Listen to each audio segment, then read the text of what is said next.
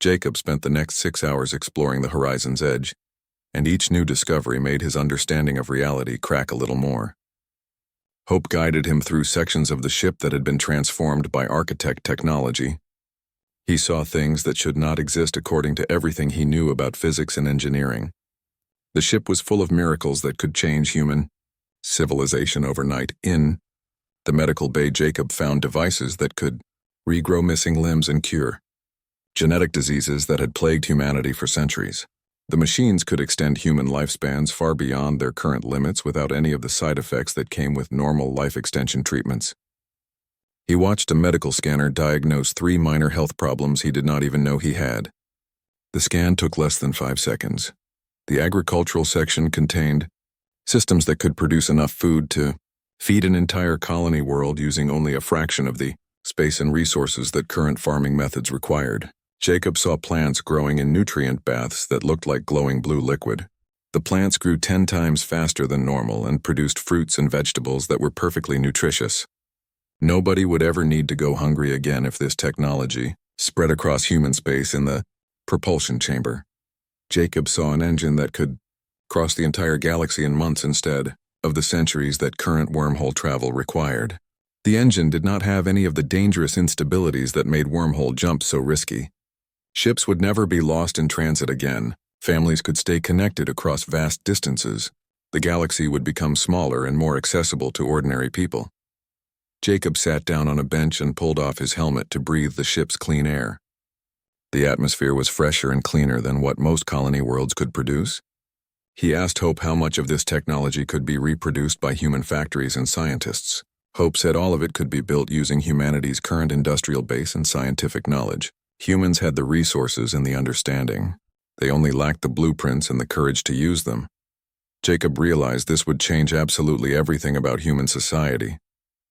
There would be no more wars over resources because resources would become abundant. Colonies would stop failing because they would have better life support systems. Diseases that killed millions every year would simply stop existing. The suffering that had defined human existence for thousands of years could finally end. It sounded like paradise. But Jacob was not naive enough to believe paradise came without costs. He asked Hope what the catch was because nothing this good came for free. Hope was quiet for a moment before admitting that such dramatic change would bring risks. Human society was built on certain assumptions about scarcity and power. This technology would disrupt everything. There would be chaos at first and probably violence from people who benefited from the current system, staying exactly as it was. Jacob understood what Hope meant without her spelling it out clearly. Governments would fight to maintain control. Corporations that profited from scarcity would do anything to stop this technology from spreading. Rich and powerful people would see their wealth and influence threatened. They would not give up without a fight. Bringing this gift to humanity meant starting a war against everyone who had a stake in keeping things the way they were. Hope explained that the architects understood these problems, which was why they insisted the technology be offered rather than imposed. Humanity had to choose to embrace the change and accept the growing pains that came with transformation. If the gift was forced on people, it would become a curse and a source of conflict instead of unity. The choice had to be free, even if that meant some people would reject salvation. Jacob thought about his own life and the years spent barely making enough money to survive. He thought about his daughter, who was brilliant and ambitious but drowning in debt just to get an education. He thought about all the colony worlds he had visited where people struggled every day just to stay alive while rich core worlds prospered. The unfairness of it all made him angry. Finally, Jacob made his decision. He told Hope he was willing to help, but they had to be smart about it. They needed a plan and allies who could distribute the technology without getting everyone killed. Hope's holographic form seemed to glow brighter with relief or joy. She thanked Jacob for giving humanity a chance at a better future. She warned him they would need to work quickly because his employers would expect a report soon. Hope led Jacob to a cargo bay he had not explored yet. Inside were rows of containers about the size of large suitcases. Hope called them seed banks. Each container held nanofabrication systems and complete blueprints for architect technology. Captain Hayes had prepared them before the crew evacuated 700 years ago. The seed banks were meant to be distributed across human space to slowly introduce the technology. Jacob examined one of the containers and found it warm to the touch like something alive. Hope explained that each seed bank could construct any device in its blueprint library, if given enough raw materials and time. The systems were designed to start with simple, useful items like medical scanners and water purifiers. As people learned to trust the technology, they could build more complex devices. The nanofabricators had safety limits built in, so they could not produce weapons or dangerous items. Jacob began loading seed banks into his shuttle. Each container was surprisingly light despite its size. He guessed the architects had some kind of gravity manipulation technology built into them. He asked Hope what she would do after he left. She said she would wait and prepare for the day when humanity was ready to fully embrace what the architects offered. When that day came, she needed to be ready to serve as a bridge between humans and the architects. Jacob asked if Hope was optimistic about humanity's chances. The hologram flickered slightly before answering. She said Captain Hayes had believed in humanity until his last moment on the ship. He believed that despite all their flaws and their tendency toward violence, humans had genuine potential for greatness. Hope chose to honor his faith. She chose to believe Jacob would prove the captain right about humanity's better nature. 3 days later, Jacob returned to civilization with a shuttle full of containers that his cargo manifest listed as salvaged components and recyclable materials. He filed a brief report saying the Horizon's Edge was a stripped wreck, not worth further salvage effort. His boss Helen was disappointed but not surprised. 700-year-old ships rarely held anything valuable. Jacob had lied to everyone he knew. The weight of that deception felt like physical pressure on his shoulders. But he carried it anyway because he believed the lie served a greater truth. He was about to start a revolution that would either save humanity or get him killed. Probably both. Jacob's first stop was a struggling colony called New Haven, on the outer edge of human space. 12,000 people lived there trying to mine rare elements from a barely habitable moon. The colony was poor and desperate, which made it perfect for what Jacob needed to do. It was also far enough from the core worlds that nobody important paid much attention to what happened there. Jacob had chosen New Haven because someone he trusted lived there. Linda Carter was 10 years older than Jacob and used to be an engineer before she retired to run a medical clinic. They had worked together years ago, and she was one of the few people who would not ask too many questions. More importantly, she was someone who cared more about helping people than following rules. Linda met Jacob at the spaceport with a tired smile. She told him she had 70 patients waiting for treatment she could not provide with her current equipment. Jacob said he had something better than equipment, but she needed to trust him. He wheeled one of the seed bank containers into her clinic's back room, while Linda watched with growing curiosity mixed with concern. Jacob opened the seed bank and activated its interface. The smooth surface rippled and a holographic display appeared, showing a catalog of available medical technologies. Linda leaned closer and asked what she was looking at. Jacob explained about the seed banks and the nanofabrication systems. He told her this was technology decades or maybe centuries ahead of anything currently available. Linda's expression shifted from curiosity to suspicion. She said if this was black market technology, she could not be involved. She could lose her medical license or go to prison. Jacob insisted it was not black market, but he admitted the situation was complicated.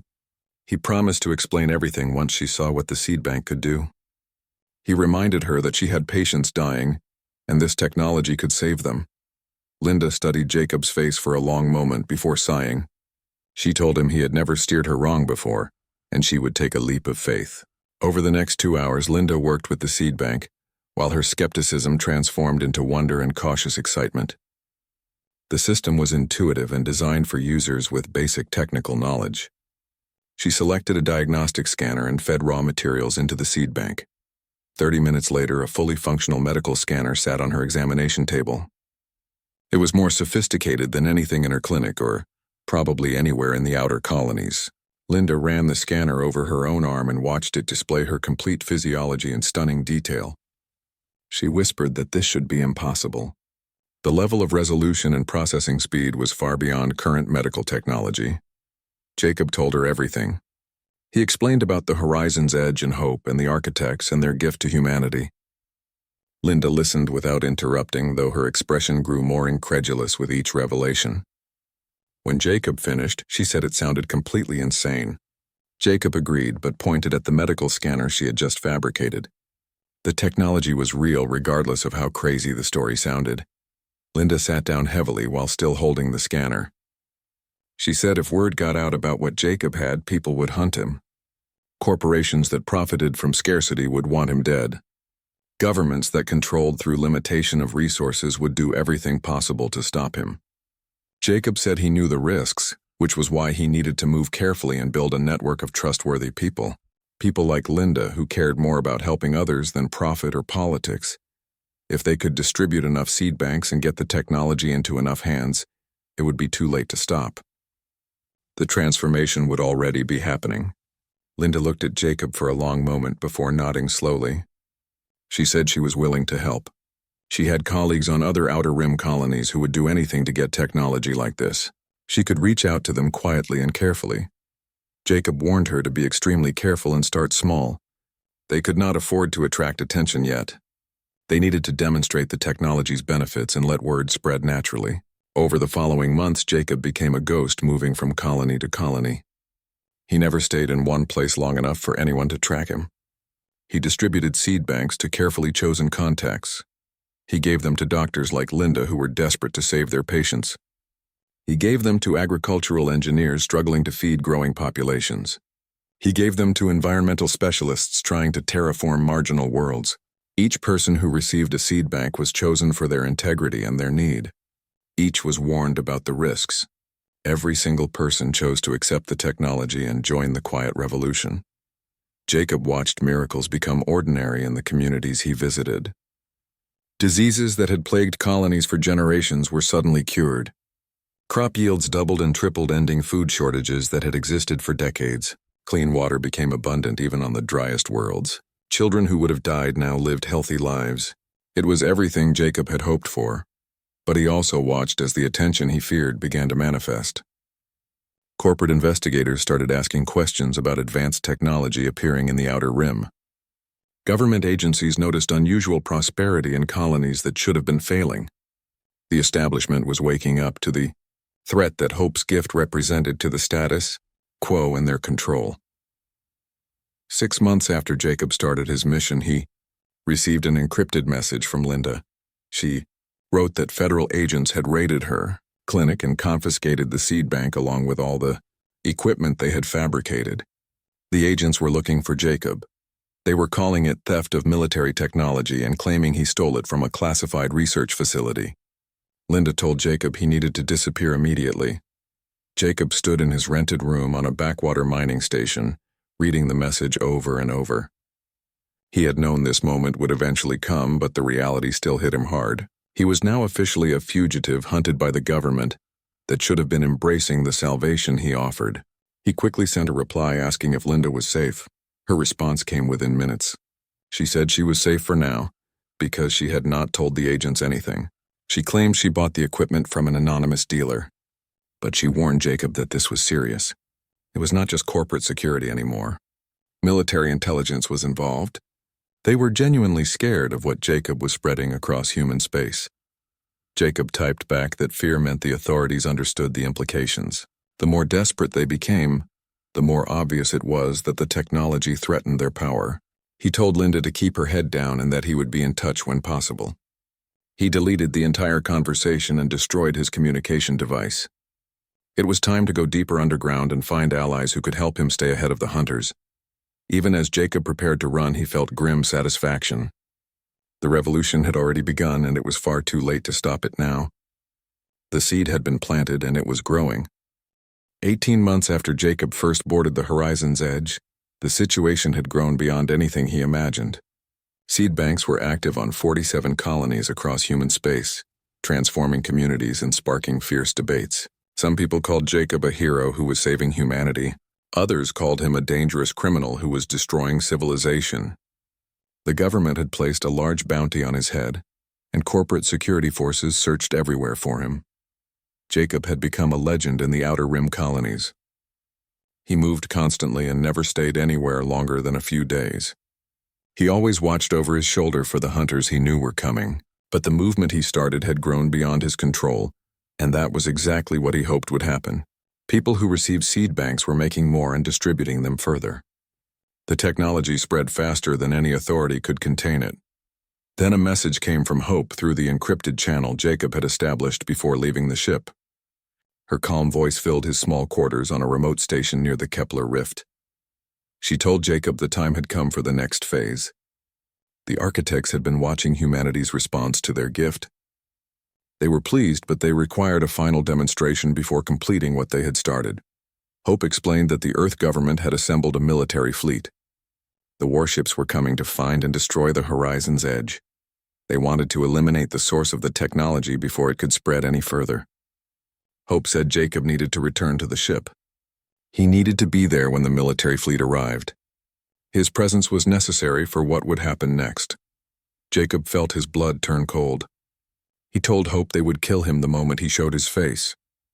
Hope admitted that might happen, but said his presence was required anyway. The architects would not reveal themselves or complete their gift unless humanity demonstrated it had truly changed. Someone had to stand as witness and representative of humanity's better nature. Jacob was that person. Jacob protested that he was nobody important. He was just a mechanic who made one good choice. Hope should find someone else who actually mattered and could make a real difference. Hope said gently that Jacob had already made the most important difference. He chose compassion over profit and courage over safety. He trusted in humanity's potential despite knowing the risks. That was exactly why he had to be present. Jacob sat silently wrestling with fear and duty. He had known from the beginning this path would probably end badly for him. But he hoped he could finish his mission and fade into quiet obscurity. Now Hope was asking him to step directly into the spotlight and face the people who wanted him dead or imprisoned. He asked what would happen to the people he helped and the technology already spreading through human space.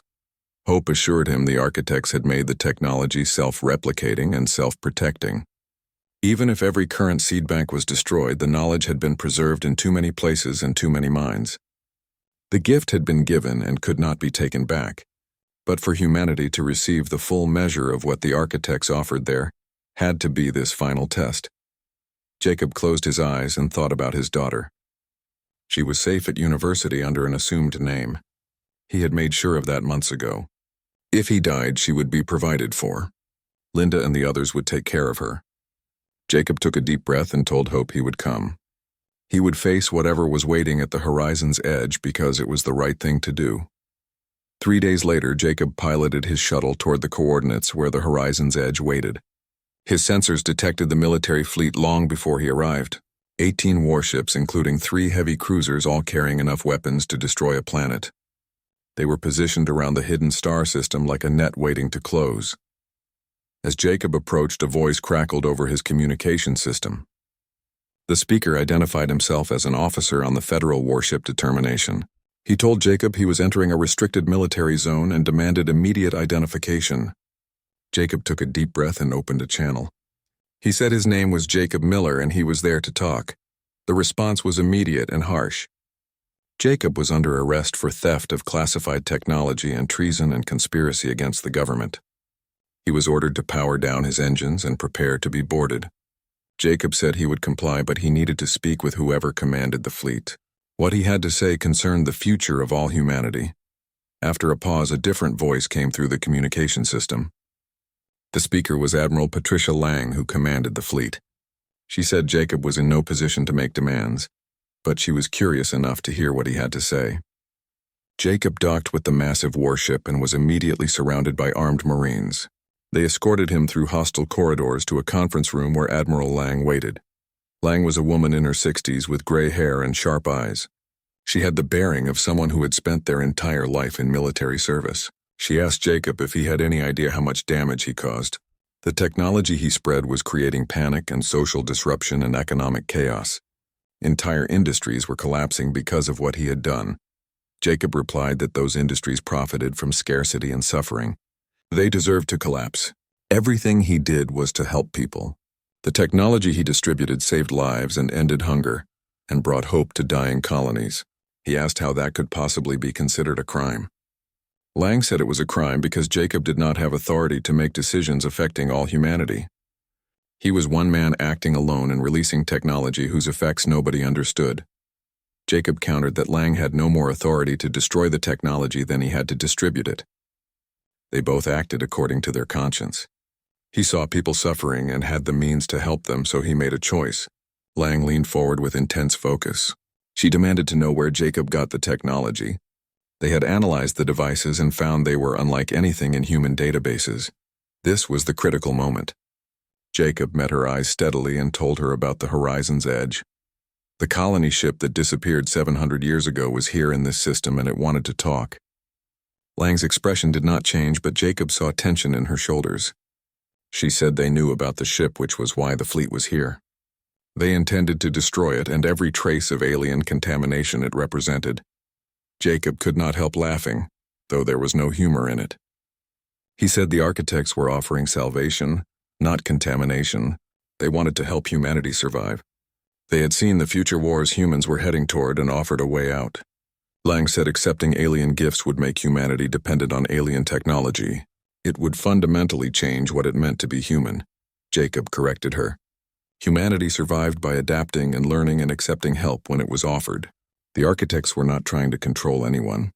They wanted to help humans grow up and take their place among civilized species of the galaxy, but only if humanity chose freely. Before Lang could respond, alarms blared throughout the ship. An officer burst into the conference room shouting that the derelict was activating with massive energy readings. Lang stood with her hand moving toward her weapon. She ordered all ships to battle stations and prepare to fire on her command. She looked at Jacob and said if this was a trap, he would die alongside everyone else. Jacob said quietly it was not a trap. It was an invitation. The Horizon's Edge blazed with light and energy that seemed to ripple through dimensions human eyes could not fully perceive. Hope's voice filled every communication channel across every ship in the fleet. She spoke to all humanity with harmonics that vibrated in their bones. She said 700 years ago, Captain Hayes and his crew accepted the architect's gift. They tried to bring it home, but fear prevented them. Now humanity stood at the same crossroads. Would they choose fear again, or would they choose hope? Space around the Horizon's Edge began to distort as beings of pure energy emerged. The architects had arrived, and their presence was overwhelming and ancient and powerful beyond comprehension. But there was no threat in them. Only patience and concern, like parents watching children grow. One being spoke directly into everyone's minds without using sound. The architect said they had guided 372 species to transcendence. They offered humanity the same guidance and gifts they gave to others. But they would not force this on anyone. The choice had to be made freely with full understanding. Admiral Lang stood frozen on her bridge, staring at beings that should not exist. She looked at Jacob and asked quietly if this was real. Jacob said yes and told her she needed to decide. Not just for herself, but for everyone. Would humanity destroy what they feared or embrace what they could become? Lang looked at her weapons officer and the firing solutions that could destroy the Horizon's Edge. Then she looked back at the architects, waiting with infinite patience for humanity's answer. She thought about her career and the wars she fought and lives lost over resources. She thought about reports of colonies that received Jacob's technology and the suffering that ended. She thought about what kind of species humanity wanted to be. Finally, she gave the order to stand down weapons and cease all hostile actions. Jacob Miller had been working as a salvage mechanic for 15 years, and he thought nothing could surprise him anymore. He spent his days crawling through broken spaceships and taking apart old machines to sell for scrap metal. The job was dirty and dangerous, but it paid enough to keep his daughter in university. Most days were exactly the same until his boss Helen called him into her office with a strange new assignment. Helen slid a datapad across her metal desk and looked at Jacob with serious eyes. The job was different from anything he had done before. Someone wanted him to check out an old colony ship that had been found floating near the Kepler Rift. The ship was called the Horizon's Edge, and it had disappeared 700 years ago with 3,000 people on board. Nobody knew what happened to it or why it vanished without sending any distress signals. The strangest part was the money. Helen told Jacob that the mysterious client was paying triple the normal rate for this job. Triple meant someone very powerful wanted this ship examined before anyone else could get near it. Jacob knew that kind of money usually came with serious problems attached, but he needed to pay his daughter's tuition. He accepted the job without asking too many questions because questions never paid the bills. 2 days later, Jacob was flying his small salvage shuttle toward the coordinates Helen had given him. When the horizon's edge finally appeared on his scanners, he felt his breath catch in his throat.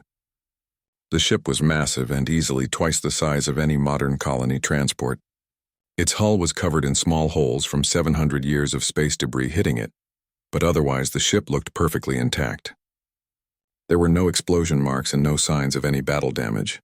Ships did not just disappear for 7 centuries without a good reason. As Jacob got closer, he noticed something that made his skin crawl.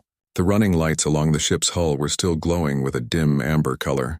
That should have been completely impossible because no power source could last 700 years without maintenance.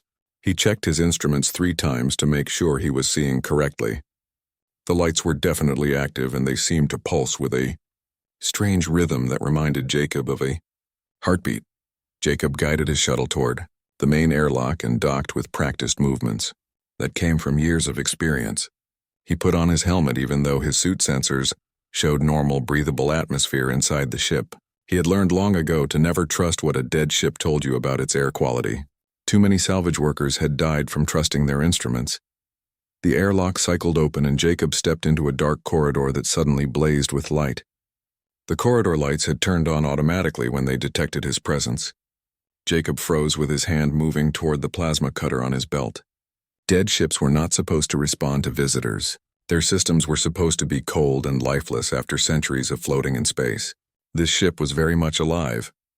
Jacob tried to radio back to his company, but only static came through his communication system.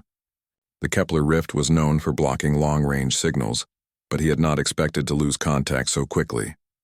He was alone on a ghost ship that seemed to be waking up around him. Every instinct told him to run back to his shuttle and get far away from this place, but curiosity and stubbornness kept him moving forward. The interior of the ship looked brand new despite being 700 years old. The walls were clean and the floor showed no signs of wear. There were no bodies anywhere and no signs of any struggle or panic. It looked like the 3,000 colonists had simply vanished in the middle of their journey to a new world. Their personal belongings were still in their quarters and half-eaten. Meals sat on tables in the dining areas. Jacob made his way to the main engineering bay because that was always the most important part of any salvage job. If the ship's reactor was intact, it would be worth a fortune. When he entered the engineering bay, he stopped walking and stared at what he saw. The reactor core was completely unlike anything he had ever seen in 15 years of tearing apart spaceships. It was not fusion, and it was not antimatter, and it was not any kind of human technology that Jacob recognized. The reactor core glowed with soft blue light that seemed to pulse and move like something alive. Energy danced across its surface in patterns that hurt Jacob's eyes when he tried to follow them. He had seen a lot of strange things in dead ships, but nothing had ever looked quite like this. The core seemed to be watching him, even though that made no logical sense. A holographic display suddenly appeared next to the reactor, and Jacob jumped backward with his plasma cutter raised. The hologram showed the image of a young woman with short hair and eyes that tracked his every movement. She looked about 30 years old and she was made entirely of cascading blue light. When she spoke, her voice filled the entire engineering bay with calm, measured tones.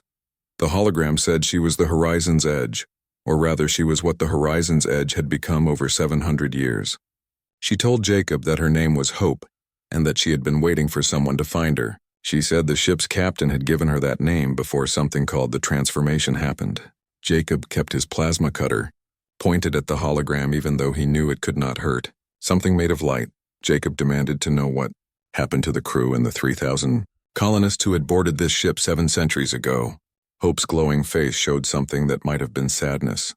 She said the colonists were safe and that they had gone home, but she needed to show Jacob the truth that humanity had forgotten.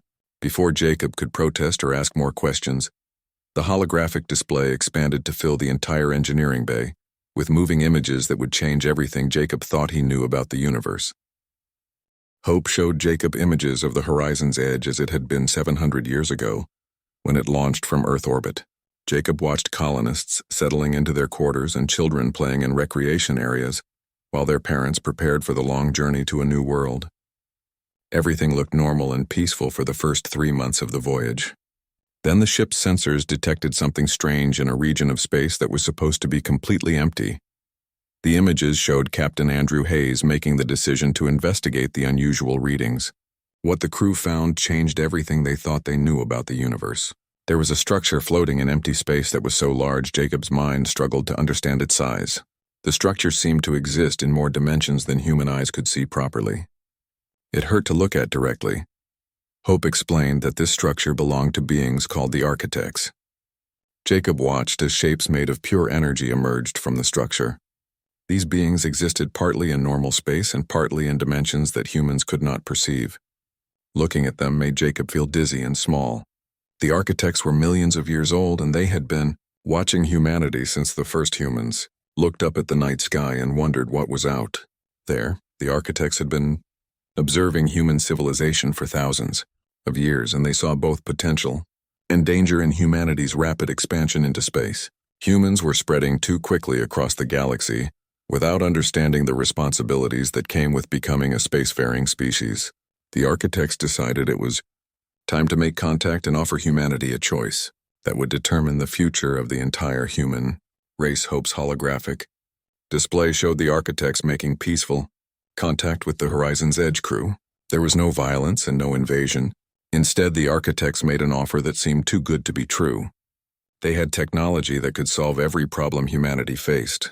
They could provide unlimited clean energy and faster than light travel that did not depend on dangerous wormhole jumps. They had medical knowledge that could eliminate disease and extend human lifespans far beyond their current limits. But the gift came with conditions. The architects wanted to test humanity, to see if the species was ready for such powerful technology. The crew of the Horizon's Edge volunteered to be the first test subjects. Jacob watched as the architects transformed the ship and gave it consciousness and purpose. The ship became Hope. The crew was changed too in ways that made them more than human, but still human at their core. Hope explained that the architects sent the transformed ship back toward Earth to deliver their message and their technology to all of humanity. The crew was excited and hopeful about the future they could build with architect help. But when the Horizon's Edge returned to human space, everything went wrong. The Earth government had been monitoring deep space, and they detected the architect contact through long-range sensors. Fear spread quickly through the government and military leadership. They were terrified of what the Horizon's Edge had become and what the architect technology represented. Instead of welcoming the ship home, they sent a military fleet to intercept and destroy it. Jacob watched holographic images of warships pursuing the Horizon's Edge across human space. The transformed colony ship tried to escape using its new architect engines, but the military fleet was relentless. The chase ended near the Kepler Rift, where the Horizon's Edge was finally cornered by dozens of warships. Captain Hayes made a desperate decision to save the architect gift for future generations. He ordered Hope to hide in the Forgotten Star system where Jacob had found her. The entire crew evacuated in escape pods and scattered across human space. Each crew member took small pieces of architect technology with them, hoping these seeds would slowly prepare humanity for the truth. Hope had been waiting in that hidden system for 700 years. She told Jacob that time felt different for her now that she had architect consciousness. She experienced all 7 centuries as both an instant and an eternity. The architects knew this moment would come when a human would finally find the hidden ship. They could see probability and potential futures. Jacob's arrival was not an accident. Jacob felt overwhelmed by everything Hope had told him. He was just a simple salvage mechanic who fixed broken ships for money. He was not equipped to handle decisions about humanity's future or deal with ancient aliens and their cosmic gifts. He asked Hope why she was telling him all of this and what she expected him to do with such dangerous information. Hope's glowing face became serious and earnest. She explained that humanity was approaching a critical point in its development.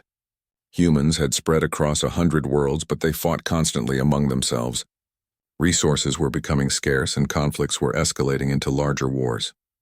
The architects had calculated that within 1 generation, there was a 93% probability of catastrophic interstellar war that would destroy human civilization. But Hope said there was another path forward.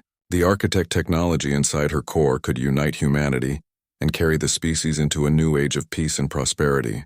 The gift could solve resource scarcity and end the conflicts that were tearing human space apart. However, the technology had to be freely chosen by humanity. The architects refused to force their gifts on any species. that would violate their most fundamental principle. Jacob asked what would happen if humanity refused the architect offer again. Hope said she would continue waiting as she had waited for 7 centuries. But the window of opportunity was closing.